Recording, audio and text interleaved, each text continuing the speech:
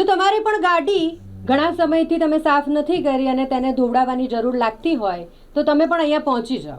આ રસ્તો છે સેવાસી સોનારકોઈ હાઈવે, કે જ્યાં રસ્તા પર એક થાંભલો અને થાંભલાના માથા પરથી પાણીનો ફુવારો એટલો જોરદાર વહી રહ્યો છે.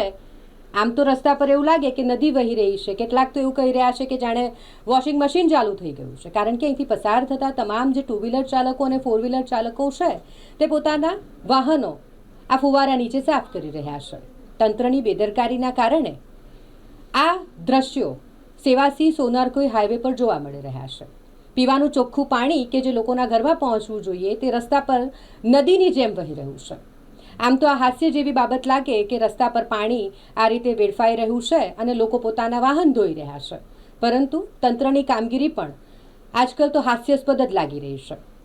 છેલ્લા કેટલાક કલાકોથી રસ્તા પર વહી રહ્યું છે આ પાણી અને તંત્ર દ્વારા પાણી બંધ કરવા માટે કોઈ પણ કામગીરી કરવામાં નથી આવી રહી. હાસ્ય એક તરફ અને બીજી તરફ આ એક ગંભીર બાબત છે, કારણ કે પીવાનું ચોખ્ખું પાણી એ રસ્તા પર વહી રહ્યું છે. સેવાસી સોનારકોઈ હાઈવે પરના આ દ્રશ્યો છે કે જ્યાં પીવાના પાણીનું લીકેજ કહી શકાય, કે જે એક થાંભલાના માથા પરથી પાણીનો ફુવારો જે રીતે વહેતો હોય તે રીતે એકદમ ફોર્સમાં પાણી રસ્તા પર વેડફાઈ રહ્યું છે.